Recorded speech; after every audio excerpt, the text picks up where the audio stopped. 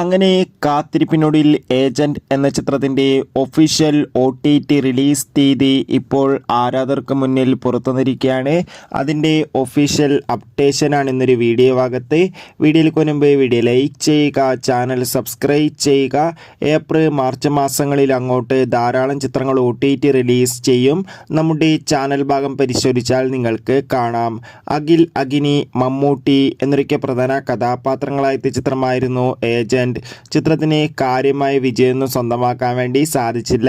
എന്നാലും ഏവരുമേറെ ആകാംക്ഷയോടെ ഏജന്റ് എന്ന ചിത്രത്തിൻ്റെ OTT റിലീസിനായി ഒരുപാട് കാലങ്ങളായി കാത്തിരിക്കുകയായിരുന്നു.